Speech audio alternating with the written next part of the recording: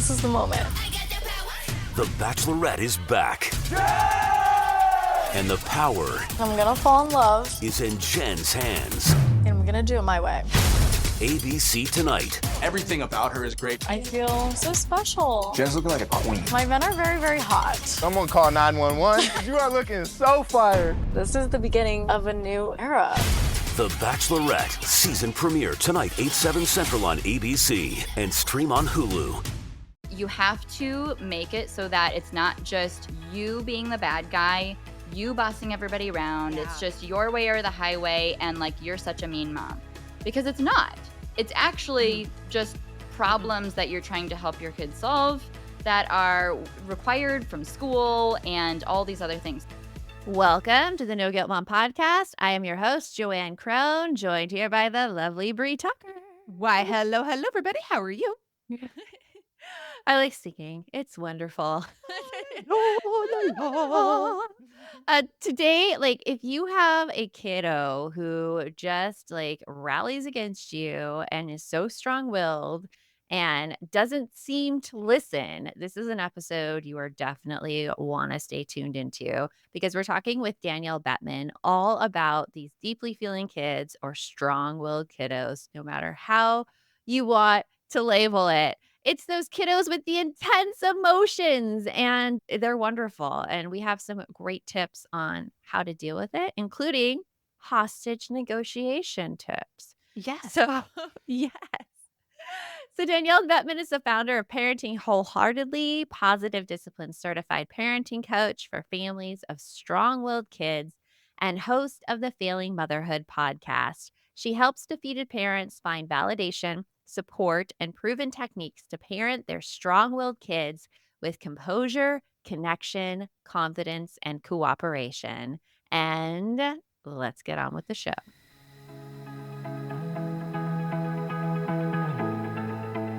You want mom life to be easier. That's our goal too.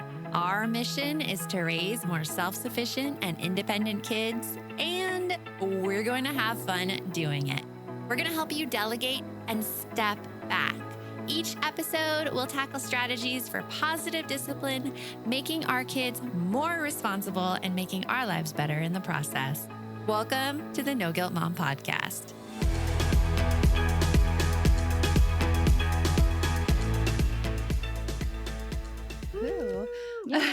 So you say Omaha, Nebraska. How long have you lived in Omaha, Danielle? I went to college in Lincoln, which was 2009. And so I've lived in Nebraska since then. I moved to Omaha when I graduated. So, I got moved to Lincoln when I was in 2005, and then Omaha in 2009, and then been here since. So most of my adult life. Most of your adult. I went to Omaha once. Like, it was actually my first plane trip was to Omaha when I was 14 years old. Because we're kind of a flyover state. I was on an Odyssey of the Mind team, and our world finals were at Iowa State University in Ames, Iowa, and Omaha was the airport we flew into, and then we drove to Ames. And that was like my first experience. And I thought the Midwest was so pretty. It was so different. We're in Arizona, and we have so many mountains around us, especially where I was in Tucson. Yeah. And so seeing the Midwest and no mountains, I was like, what is this? Like, It's so crazy. I think that people don't expect is how green. I went to Arizona for the first time in March to go visit a friend in Tucson, actually. And what was most bizarre was driving on like the city streets and being able to see for like miles because it was like so flat. And in the Midwest, there is a hill. You can't turn left without there being a hill that you're like, well, hopefully I don't die. It's crazy. Hopefully I don't die. Really? Yeah. I don't know this about the Midwest. I was just like, it's flat everywhere. Kansas Hills actually reminds me. Kansas is flat, but not Missouri, Nebraska. Like, it's pretty hilly. By the river, it just gets hilly. Yeah. Oh, that's interesting. So Danielle, how many kids do you have? Remind me. I have 2 girls. They are 15 months apart. So right now they are 11 and 9. 11 and 9. You have like the Bree age difference too. She has 2 kids who are very, very close in age as well. Yeah, we thought I had the flu. We thought I had the flu for a little bit. Turned out I didn't. It wasn't the flu. I cried, but it all worked out. Yeah. I mean, like, you're the first person I've had say that too. Like, I cried a lot. I was not ready to, first of all, give up like that time with my first. Yes. Like to have him not like I was not ready to give up that one-on-one time we had. And then I knew I'd lose my milk supply. It was going to be a whole thing. Yeah. It was yeah, hard. yeah. Mm-hmm. I could identify with that, not wanting to lose your time with your first. Because even like when my daughter was 4 before I became pregnant with my son, and even at 4 years old, I'm like, but it's so perfect now, and I love this, and I love being a mom right now. Yeah. Why? Yeah. Even though he was planned, like so, it's just like you get that little thing, like you actually get into a groove of knowing what you're doing, and then Yeah. enter another I did child not know into what I the was doing picture. yet. It was like 5.5 months No. in. Oh, right. Mine was 6 months. And I was like, dang it. And I just started to get my body back. Goodbye, pants without the like, Yeah. little, Throw it all to the wind. little like panel in the front. Like, goodbye. I looked so nice in that picture. Oh, yeah. Wait, I've been throwing up all morning because I thought I had the flu. Oh my gosh, that is hard. That's hard. So, Danielle, now you work with parents who have strong-willed kids. So, usually, like, I know in my own life, the reason I do what I do is because of like a past experience. So, like, Mhm. what led you to this in your life to really Yeah. focusing on these kiddos? Yes. Okay. So my background is teaching. I have a degree that is combining special ed, early childhood, and elementary. So, professionally speaking, before I became a parent, I was in classrooms. I moved from Head Start to early Head Start. And then I moved into a home visiting program through Save the Children. And that's where I really realized what happens in a classroom is great, but what happens at home is where like the real work is. And that has way more impact on the child, not only for that one school year, but their siblings and their whole childhood. And their parents are doing the hardest job in the world with a lot of good intentions and no training to speak of whatsoever. And I loved working with the parents that I did. They like made me part of the family. We were doing developmental screenings, we were reading books together, and it was great. So that's when I really embarked on like, okay, if I want to improve the lives of kids, I'm going to do it through their parents. That's the way that it's got to happen. And so I already was doing that before I was a parent myself. And when I became a parent, I wanted to like go back and apologize to every family I ever worked with because I didn't know what I didn't know. Yes. I didn't know. Bree was a home visitor as well. I'm a former elementary school teacher. The advice I gave parents when I had a 2-year-old at home and had no experience about how to get kids to do homework, I want to go back and apologize as well to that during that time. Yeah.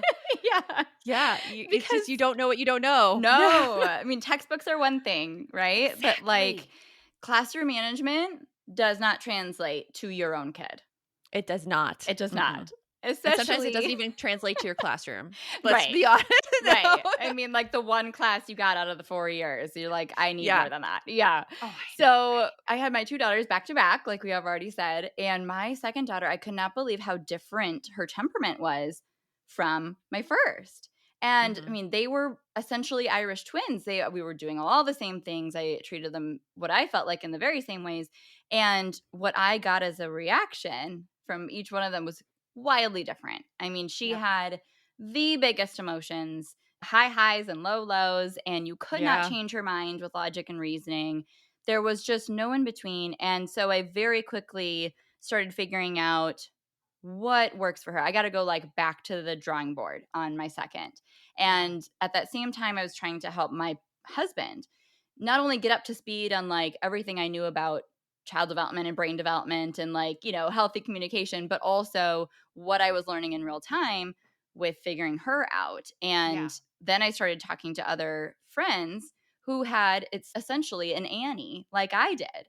And we had so many similarities that I'm like, okay, does yours like when they get really upset, get really oddly clingy, even though they're telling you to go away and they're like hanging onto your leg? Yeah. Does yours like do this thing where they regress when they're upset and then like they're so expressive and smart, but they have no words and they like sound like an animal? And they're like, yes, mine does this grunting sound. And I'm like, how are we having all these similarities? What is this? And so that's the kind of the rabbit hole I essentially went down is finding words for what I was experiencing and also starting to help other families with. So I started my business 5 years ago now. And it was like very a la carte, let me come to your house and let's just figure this out together. And there was no structure. And I really started to just notice patterns, similar struggles, you know, creating resources when there wasn't any. And I didn't have the parenting experts on Instagram. It wasn't on Instagram. I didn't have the words for like deeply feeling kids or highly sensitive or any of those things yet. It was just very much like Dr. Becky right now. Yes. right. Yes. Thankfully, we have Dr. Becky. But before then, Yeah. 5 years ago, before the pandemic and nobody was on Zoom and nobody was doing this, Mhm. I didn't know what I would know, but I was just sharing what I was figuring out. And so that is kind of where my business angle ended up being, is helping the families with the kiddos that have these really intense, passionate, we love their dedication. We love that they know who they are and they know what they want. And you just cannot get away with very simple, traditional punishment reward, counting to 3, looking at them wrong type stuff. It's not going to work for them. You really have to level up your parenting. And so that's why I do what I do now. But I also started my podcast, which we can talk about too. Yeah, it's so interesting though with like what you term the traditional parenting techniques, because seeing now my daughter is a teenager and looking back at those traditional parenting techniques and also looking at them at me. So like my parents had a similar situation. I was the oldest child. I was termed the good child, quote unquote. I listened. I like did what they told me to do. But at the same time, I had this large amount of shame in me. Oh, yeah. Like I'm reading a book right now called Never Enough by Jennifer Brainey Wallace. And she says, like, when you criticize a child, they might not lash out back at you, but they will lash out back at themselves. And I feel like going down a little rabbit hole, the traditional parenting methods that count to 3, like beware of a consequence and punishment, are actually like not working on kids. They're actually causing those kids to lash in on themselves if they're not lashing out at you. And I think it's a huge warning sign there. Yes. But like working and your definition of what works. Working, is quote unquote, working. Yes. Yes. Yes. It's totally a whole thing. So like what do you see these strong-willed kids? What are they trying to tell us? Oh, yeah. So it's a huge misconception. I mean, it is still there's so much work to be done on like the rights of kids and understanding what's developmentally appropriate and letting kids be kids in society. Yeah. So let alone, all of that we need to kind of come to terms with. Strong-willed kids are even the most misunderstood, in my opinion, because they are the ones that have no filter at home and they truly say what they mean and mean what they say, without people pleasing, without, really crushing that sense of like, no, this is my idea and this is how the way it's going to go. And we all are like reeling because it's like, oh no, you're not following the societal norms of like being quiet and like shutting that down. What do we do? And it makes us panic. And so what we then interpret from like the default of kind of some conditioning is that they are being wrong and bad and naughty and manipulative. They're choosing it, right? Yeah. They're It's a choice. choosing to act like this. They're choosing to disrespect you. They're choosing to not follow the directions that they clearly are capable of. And like you said, like that is the big They know misconception. better. That is the normal, They know that is better. the normal interpretation. I So can't tell you how many times doing home visitation. Sorry, like it reminds me of like parents coming, like me coming to their home and parents having kids that are under 2, and they're like, "How do I get him to stop being so rude?" And I'm like, "What?" And they're like he'll walk over to the TV and he'll touch the buttons, and I'll tell him to stop, and he turns and he smiles at me. Like, and he does it on purpose. He smiles. Yes. And you're like, "Oh God, that's not what's happening here." That's not what's happening. Like he He's is 2. not He sitting can't there do that. going, "You can't tell me what to do." Yes. 35. He's 15 months. Yeah. Yes. And so parents end up taking that very personally. Like this is a vendetta that they have against me, or they don't do this for their dad. They only do this for me, and they don't do this for their teacher. Yes. Because it becomes this very like relationship coded behavior where it does look different at school versus at home, or it does look different for mom versus dad. So we come to these unhelpful conclusions that don't give them any benefit of the doubt and give them, the skills of a 25-year-old villain, let alone a 2-year-old that has all this, unbridled curiosity. And what a strong-willed child is actually saying is, this is a big deal to me. Genuinely. You're not listening to me. not, I'm not listening to you. You're not listening to me either, or first of all. They're saying this emotion is so big, it is scary. That's the big And key. Yeah. I don't got this. Like, I'm tapping out. Yeah. Is it okay that I feel really strongly and I have these big feelings and I have these ideas and I'm like a very boisterous person? Am I a bad kid? That's hard when you think like when you see that in a kid and you know that's what they're saying, it could be really difficult then to figure out like, okay, I see this all in the kid. Now, what's next? What do I do now? And we're going to talk about that right after this break. Support for today's episode comes from Honeylove. Honeylove has really revolutionized the bra game. Say goodbye to that uncomfortable underwire without sacrificing the lift that we so desperately need. For a limited time, you can get Honeylove on sale. Get 20% off your entire order with our exclusive link, honeylove.com/NGM. Support our show and check them out at honeylove.com/NGM.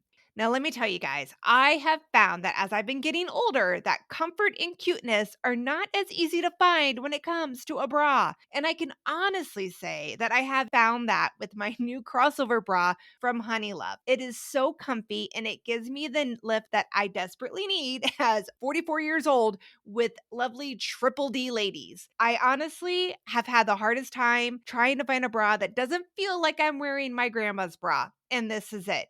Honeylove's best-selling crossover bra is extremely comfortable. It is going to be your new go-to bra. It's definitely mine. It gives me all the support of a traditional bra with an underwire without that uncomfortable underwire. Plus, the mesh gives it some little sexy touches. Like, I actually feel very cute when I'm wearing it. But it doesn't stop there.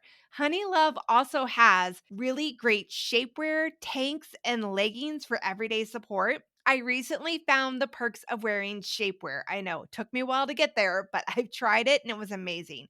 Over the past week, I had to go to a wedding and I tried the Superpowers short under a sundress, and oh my goodness. For once, I wasn't pulling at my skirt and I felt totally slimmed down with my tummy and my thighs.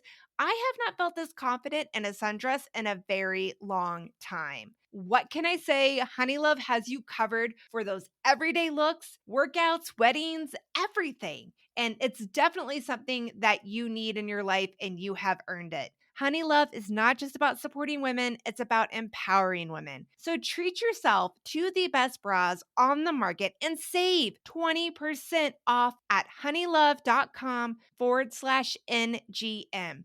Use our exclusive link in the show notes to get 20% off. That's at honeylove.com/NGM, and you're going to find your perfect fit. After you purchase, they ask where you heard about them. Please support our show and tell them you got sent by No Guilt Mom. Honeys, you deserve this. Be free of the pain and discomfort and keep the support with Honeylove. Today's podcast is sponsored by MIDI Health. Hey guys, Bree here. I have two sisters. We're all within 5 years of each other, with me being the youngest at 44. Typically, when we get together, we sit there and chat about stuff like our hot flashes, or our raging mood swings, or our inability to sleep, which is making us pretty cranky. Yep, you have guessed it. We are all going through perimenopause and menopause together. And while I love doing things as a family, this is not one of them. I have to say, though, lately I haven't had as much to vent about because I'm currently getting treated for my perimenopause symptoms. And I've got to say, it's been going fabulous. If you're experiencing things like night sweats or having trouble sleeping, sudden weight loss or libido changes, moodiness, anxiety, depression, or brain fog, all of these symptoms can be connected to the hormonal changes that happen around perimenopause and menopause that can start as early as 40. Stop pushing through it alone. There is help and it's easier to get than you might think. MIDI Health offers virtual, no rush visits with your clinician. Plus, you get email, messaging, and phone support for anything you have going on.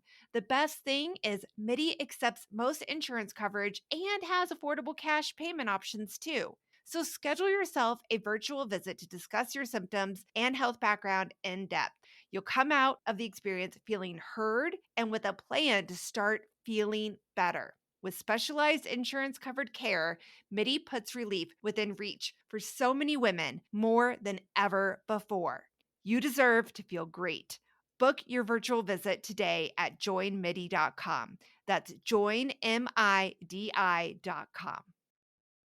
Are you overwhelmed by the things that get in the way of you doing what you want to do? Are you looking for ways to simplify life to better align with your values? Do you want to create space in your schedule so you have room for more of the good stuff? Play, joy, relationships, gratitude, and more? If you answered yes to any of these questions, I invite you to check out Edit Your Life, a podcast to help you edit the unnecessary from your life so you have more room to enjoy the awesome. Through episodes with me, Christine Coe, and a range of super smart, compassionate, and thoughtful guests, you'll come away with big picture insights and practical ways to declutter your home, schedule, and mental space without getting bogged down by perfection. I have always believed that small moments and actions matter tremendously. My goal is to help you find agency and space in your life through doable baby steps that will leave you feeling accomplished instead of overwhelmed. Check out Edit Your Life wherever you enjoy your podcasts. So we now know what a strong-willed child is trying to tell us. And the question now is like, what to do about that? For example, like my nephew, he's almost 5, going to turn 5 in July. He is very much all of these things, a strong-willed child. Like he was just over at my house the other night and we were watching Bluey and it was 9:30 and I put my 10-year-old son to bed before this 4-year-old child was like even thinking about going to bed. And I was like, okay, let's go upstairs. He's like, no, I watch Bluey. We're going to watch. And then he's like, he starts a trailer for Elemental. He's like, no, we're going to watch Elemental. And I'm like, you can watch this trailer. It's great to watch the trailer. And he's like, no, we're going to watch the whole trailer. I'm like, oh, it's time to go to bed. And he starts running around the living room, wanting me to chase him to grab the remote from him. And how I handle the situation is it's so bad.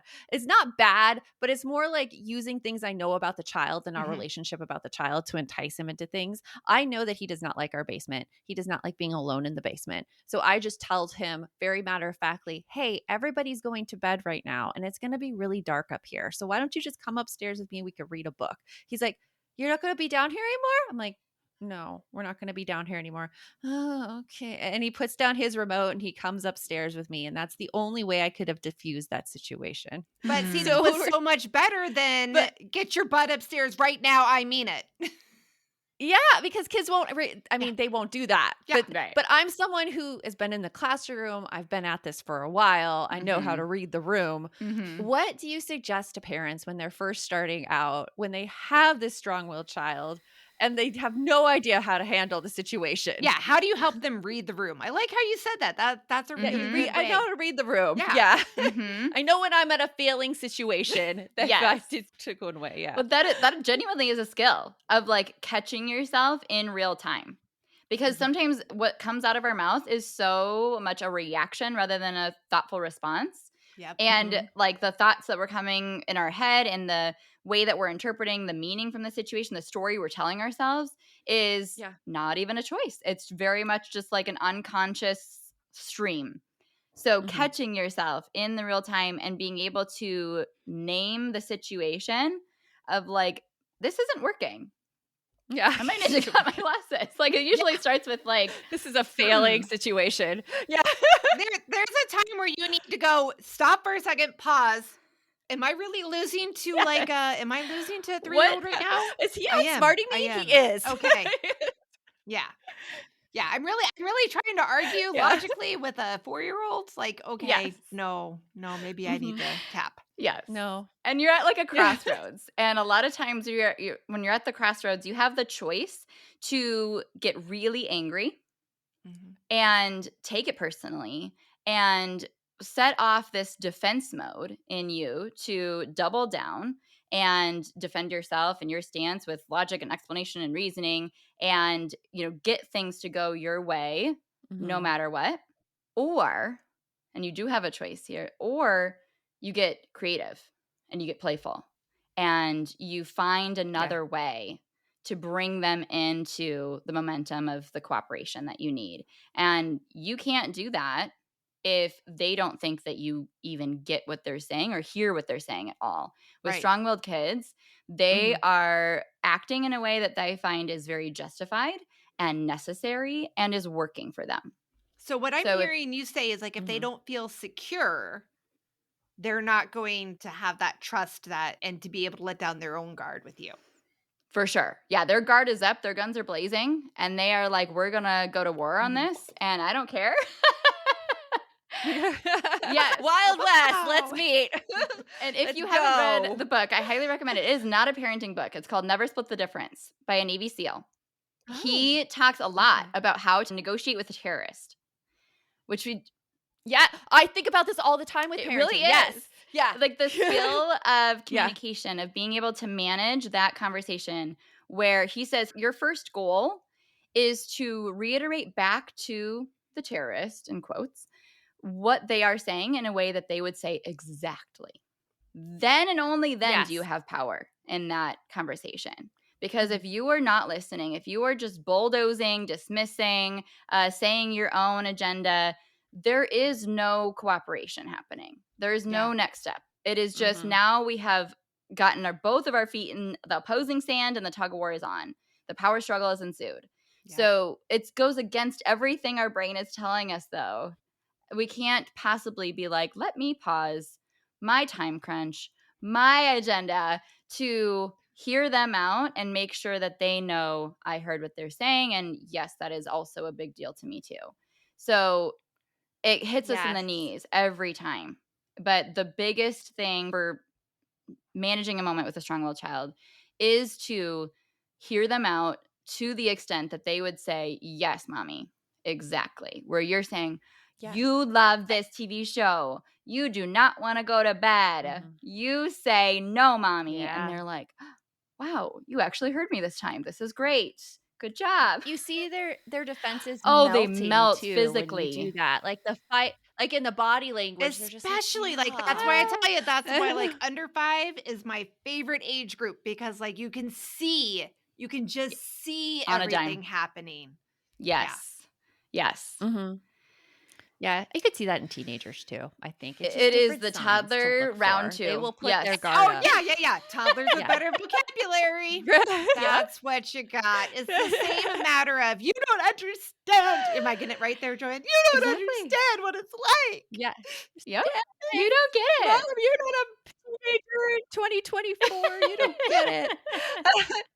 We have our podcast Facebook group on with us right now. Marie Chris says, so mom should have terrorist negotiating Yes! skill 100%. certificates. Oh my God, we 100%. need to start that. Do you know how much more confidence you would have going into a moment of like a tantrum at Target when you're like, Oh, yeah. I got this. I got my whole arsenal. I got my toolkit. I can handle myself cool under pressure. The Yeah. way that a hostage negotiator would need to, I 100% think you need that level of confidence as a parent, and you do not come with it. You do not No. get it when you go home from the hospital. It's true. It's true. Oh my gosh. I was listening to an Armchair Expert episode a few years ago where they were interviewing a hostage negotiator. His name was It's the Chris same guy. something. Same But guy. I got so many Yep. skills. Same guy? Same guy. Okay. Yeah. So many skills. And he teaches a master class on it too. And from that, I'm like, maybe I need to sign up for master class and take this hostage Yes. negotiating thing. But now I'm There's just going to something to read it. his book. I'll read Yeah. Never Split the Difference. Yeah. So like with a strong-willed child, when you're talking strong-willed, these are like kids who don't necessarily have a diagnosis, correct? They're just they have their big emotions that they're sharing, and you're trying to find ways to get through to them and communicate with Yes. them. And those can sometimes be the hardest kids to Mhm. reach because there's no real help for parents with those in-betweens. And it's Mhm. hard. It's so hard. Like, especially like when I see it every day in my nephew and I see like how my parents try to help him because they watch him most of the time. And they're like no. And my dad comes in, he goes no, don't do that. And he breaks down in Yeah. tears. Oh, This yeah. little kid. Yeah. Yeah. So like what are some traits that parents can identify experiencing like in their child as well as fears they might have or things they struggle with Yes. personally with their child? Like what are things that can help them see what is actually going And on? I really feel like these are the families in the gap. You're not feeling like Mhm. you can follow all the traditional gentle parenting 101 advice or like, just come with whatever you had that your parents did and it works, quote unquote. They are also have gone maybe even to a child therapist or PITC or something where they gone through an evaluation and it came back, yeah, your child really struggles with some emotional regulation, maybe, some sort of an adjustment disorder is what I've heard, but it's not treatable at treatable levels. Like the symptoms you're experiencing are only in one environment. So therefore, there's really nothing we can do. And those are the families that end up finding me because they either have not been able to take advantage of any other resources or they're still trying to work through and control the things they can control so that they know for sure if and when medication might be helpful. But when you're in the messy middle and it just feels like my kid's harder than everybody else's kid and I don't know why, and they're an angel at school, this is very confusing. And I think it sends parents into a tailspin if they are taking parenting seriously and they care about their kid a whole lot, because they're like, well, clearly they need something I don't have, or there is something here that is very personal. It means I have created a monster, or I am a bad parent, or I am failing them, because we get into these desperate situations and I lose my temper and that's going to screw them up. And if I would just keep it together and be consistent, this wouldn't be a problem. So they end up heaping a ton of weight and pressure on themselves to figure this out and to do better with still no new tools, no insight to kind of unlock understanding their kid, because there's just no language around it. They're just in this gap of like, yeah, there's some neurodivergence to them, but good luck with it, I guess. Yeah. Yeah, that is how it is. So I want to go through an Yeah. actual situation Go for it. with you about, because this is something that we hear from our community a lot, about getting kids ready in the morning who are not naturally morning persons. We're going to get into it right after this. Hey there, I'm Debbie Reber, the founder of Tilt Parenting and the author of the book Differently Wired. The mission of Tilt is to change the way neurodivergence, whether that's having a learning disability, having ADHD, being gifted, autistic, or some combination of all of the above, is perceived and experienced so differently wired kids and the parents like us raising them can truly thrive. On the Tilt Parenting podcast, I get to talk with authors, therapists, educators, and parenting experts who are committed to this mission. I ask the questions my listeners are most curious about when it comes to supporting our kids. And in turn, my guests share strategies for challenges, out-of-the-box ideas for navigating school, best practices for therapies, tips for advocating, and so many thoughtful insights on what it really takes to help our kids grow up feeling seen and respected so they can create awesome lives for themselves. I know that raising a differently wired kid can feel overwhelming and isolating, but I promise you, you are not alone, and it can feel so much better. If you're on this parenting journey, come listen to Tilt Parenting. Together, we can shift this paradigm and show up for our exceptional kids with hope, possibility, and joy. If you're a parent, I invite you to join us at the Mindful Mama podcast, where it's all about becoming a less irritable, more joyful parent. With sometimes hilarious and always thought-provoking experts and friends, at Mindful Mama, we know that you cannot give what you do not have. And when you have calm and peace within, then you can give it to your children. I'm Hunter Clark Fields, and I can't wait to see you there. Listen in to the Mindful Mama podcast. Hey, are you a parent of a teenager? Are you feeling overwhelmed about how to be what they need while also holding limits and boundaries that keep them safe? Are you tired of conversations that negate how messy this season of parenting is? Well, I've got you. My name is Casey O'Rourke. I am a positive discipline trainer, parent coach, and the host of the Joyful Courage podcast. Every week, I come to you with an interview digging into tough topics with experts I trust and solo shows that go deep into the personal growth and mindset needed to raise teens in a way that grows them into confident, capable young people. I am not afraid of getting real about the intersection of conscious parenting and the teen years, while also bringing in vulnerability, humor, and lightness. I'm walking the path with you and honored to serve. Listen to Joyful Courage on Apple Podcasts, Spotify, or wherever you consume podcasts. So Let's talk about and let's go through actual like strong-willed kids in a situation that is so typical for parents getting ready in the morning. This kid who just fights you every step of the way, has the hardest time getting out of bed. Like, where do you Yes. start? Oh my Danielle? gosh. I have not met a kid that is not a morning Right? person as a strong-willed kid. Like, I'm a strong-willed adult, and I'm not a morning person. yes. Yeah. I think their brains ignite with so much creativity right at bedtime. And then they wake up and they have the hardest time getting to school. No matter where they're going, it could be the world's best school with all their best friends. There is no logic and reasoning that you can tell them that is going to bribe them and entice them into getting ready. Like, hurry up means nothing. It doesn't compute. It's not in their vocabulary. So if that's you, every single morning the struggle is real. You're not alone, 100%. And I'm glad that we're taking this into a tangible example, because all the theories in the world are great. That's why we have the internet. But it does not help if it does not get down to this like minutia, right? So in the mornings, the first thing I would recommend is a visual schedule. Shout out to Mighty and Bright. They're a fantastic company. Oh, they have really cute ones. Yeah. Yes. They have like 2 different kinds now where you can do like the high quality magnets, and you can do like a really, really simple, low cost one. But you have to make it so that it's not just you being the bad guy, you bossing everybody around. It's just your way or the highway, and like you're such a mean mom.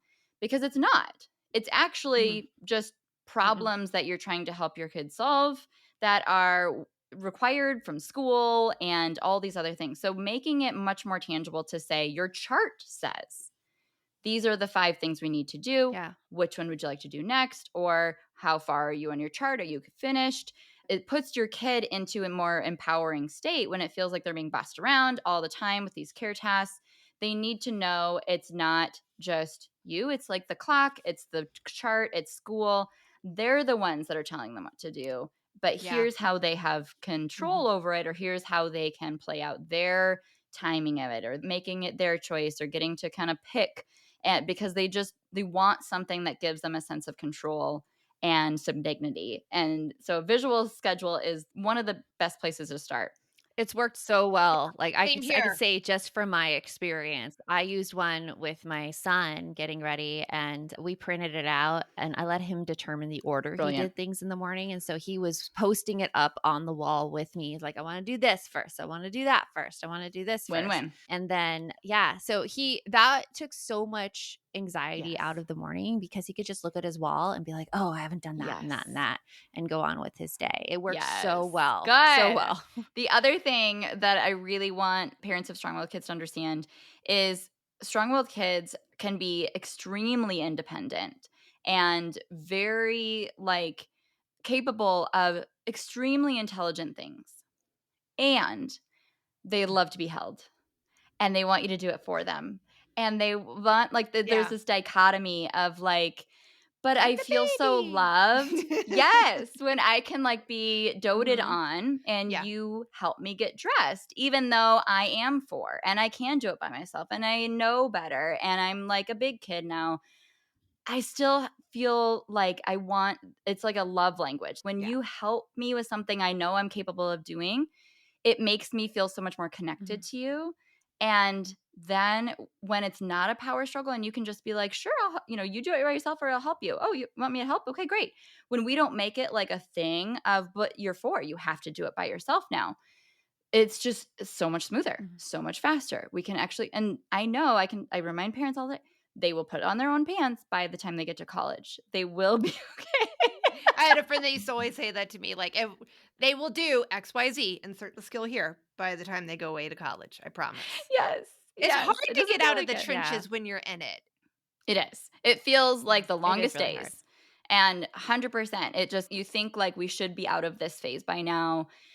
They should be able to go through the whole chart by themselves and then come down, and then we're almost ready to go. And that's not how it is. And it feels like you're held hostage. It feels like, you're still doing things on their terms. But when you zoom out and you think about what is my true role here? What's my end goal? How can we actually just get to school on time? I can make that concession of helping them get dressed if that's what they need to be able to get downstairs and get through all the rest of the things.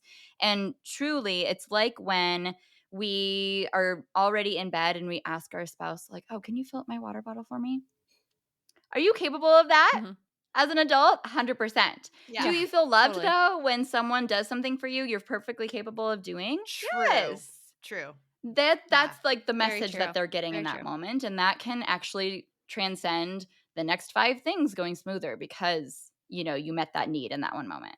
Yeah, and I think like something else during that time that was so helpful in our situation was scaffolding. So like even though they couldn't do the whole list Mhm. right away, like stepping in and helping with those pieces and gradually like we call it in education as you know, it's that gradual release of Mhm. responsibility where they get more and more for themselves. And what I found really helpful is we put in something called buffer time at the end of the morning where they could like watch TV or they could play a game if they got ready by a certain time on the clock, like everything on the list was done.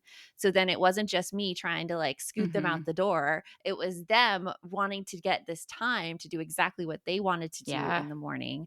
And they were like working against the clock then instead of working Yeah. against me, which was much, much better. It's such a happier Yes. environment. So Danielle, what are you looking forward to right now in your life that's coming up for Yeah, you? I am kind of in like a glow up era right now where I'm really trying to focus on like the good leggings, good underwear, good shoes, Oh. a good pair of jeans. Like I'm finally in that space where my kids are old enough that I can have the opportunity to place orders and send back a bunch of returns that don't work because that's inevitably how this is going to have to happen. But I am on this mission Yes. to like feel better in my body without changing it. And I think in the summer we get Love really that. insecure. Yeah. But I've just Mhm. decided it's worth the effort I put in to be able to every day find things that make me feel good and not constantly adjusting myself or worried about looking in the mirror and how do I look because I'm not going to lose weight. I'm not going to do a bunch of diets and supplements. I'm not going to go get procedures done, but I can get myself a stockpile of really good Amazon leggings and, know that I'm going to not feel self-conscious then when I get to choose that for myself. So I am excited for just being able to have more of that perspective and actually decluttering everything else that doesn't fit that parameter. I think that's the main, like you can have some great pieces, but you're not going to choose them on a random Tuesday. So what's the point? Like if you keep Mhm. having your like old trusty yucky crusty things to go back to, you will. So I'm like purging them and it's been really empowering actually where you wouldn't think it's that big of a deal, but it is. Yeah. It sounds like you're going to have an amazing summer. Yeah. Yes. Yeah, I should like I hear you say that and it's been something I've been thinking about for a long time looking at like my clothes and I think I should do it as well. I think that you should take all of the tags out of Oh my clothes gosh, right? actually because this is such a mental Yes. block. It's Well, and such a it's mental obnoxious block. that you can't just And it's like order mediums and everything and know it's going to fit. It's obnoxious. Yes. Oh my I feel God. like I I'm hate that. between sizes for like every store, and it's this haphazard guess of like, I guess I have to order 3 sizes and hope that one of them works and it'll be different than the last store. Like Exactly. it feels very defeating. Yes. it does feel very defeating. Yep, you're right. Exactly. I want to do that now, All Danielle. I right, love that good. idea. Thank you so much for coming on, and it's been a joy talking with you about strong-willed kids. And we'll talk Thanks. to you later. Okay, so I had to like sit on my hands to keep from like jumping in when Danielle was talking about her kids and how she couldn't believe how different her 2 kids were and how much more strong-willed the second one was. I wanted to be like, "Were you in my house?" Like, Yeah, I feel like it's the exact same dynamic in my family. You've heard me say it, like even before yes, we I felt she was describing your kids too. Yeah, Yes. yeah, I'm like, I always would say when they were little, you could write a paragraph about their similarities, but a book about their differences. My second child, we nicknamed Oddzilla because she would just come in and destroy whatever you were doing because it was about paying attention to her. And she had really big feelings all the time, really just a lot. And what Danielle talked about like letting them be heard and helping them like understand that you do hear them, you do understand them, and then giving them the background on things, like that is where my daughter has thrived. And like people do tend to sometimes I always say like she was lucky that people like her. She has a good personality, but if you don't like her, it drives you nuts because again, she's so big, she's so strong, she fills a room. But it's you just like barking orders would never work for her. Like you can give her No. the rules, and like my oldest, her brother who is only barely 15 months older than her, you give him the set of rules, he will follow that checklist, check, check, check, check the whole way. Because to him, it's black and white, it's right there. Her, it's like, but why? But why? Exactly. That's the questioning. I love questioners, by the way. Like, I think that like they keep you on your toes. Like, I appreciated them as a teacher. Like, I was your daughter's Girl Scout leader. I loved her because you're always the one who is challenging you. Yeah. And the one who's like, hey, like, this doesn't make sense. And sometimes I go to them and I'm like, you know, right? It doesn't make sense. You're totally right. It doesn't.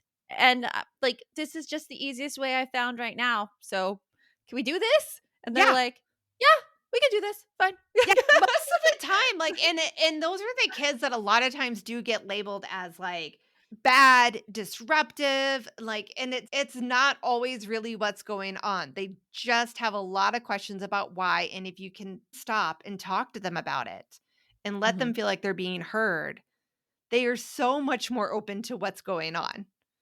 Oh yeah. Yeah. Yeah. I have found that Absolutely. works so well. That and like giving them roles in the process too helps so much. Be like, I get it. I get you're upset about this. So here's how you can help. How about you help me do this? And you can decide how you want to do it. And they're like, okay, cool. So if it's like passing papers, like, oh, Mrs. Crone, like, why are we passing the papers this way? Like, I'd be like, you know what? I'm up to trying new things. What do you suggest? Yeah. Like, and not in a, and it's all about tone too, because it's never in like a sarcastic way. It's always in a, let's figure this out. What do you want to try? Yeah. Like, I'm up for it. Yeah. Do it. It's about it. And I do think a big part of it is about understanding that kids aren't trying to piss you off. We all do as people have a need and a want to be loved and accepted. And they're trying to find their path to that. So when you're really getting frustrated and really getting overwhelmed, it is fantastic for you to be able to say to your kid, right now, this conversation is really frustrating me. And I need to go stop for a little bit and then we can talk some more. Or even sometimes, like I would even do the whole, like when she was littler, and I do it now as a 45-year-old woman, I'll be like, sometimes I'm just like, can we stop and just hug right now? Because I need a hug. I'm feeling very hurt and very like done. So can we just hug for a minute and then we can talk some more? And that's a great thing too. It's great when it can work, when everybody's open to that. Yeah, it all comes down to emotions, and it's like control versus collaboration. And we have to remember as parents that like even though our kids are young and they're kids, like we still collaborate them. We don't have to control them. And it's not a like judgment on our parenting if we can't control our children. It's never how it's supposed to be. It's always a collaboration where we're looking to see, okay, what do you need out of this? What do I need to happen out of this? And how can we make it so that the situation works for all of us? And those are actually the skills we teach parents in Balance VIP in the phase 3 of Calm and Happy Parenting. It's been remarkable, the people who have been through the program and have just noticed a complete change in the relationship with their kids. Like Marie Chris, for example, who is on live during this broadcast today, like she has found so much more ease and control in her interactions with her daughter based on just communication skills that she is now using that she didn't have before. So it's an amazing thing. And I'm getting that book about hostage negotiation. I'm getting it.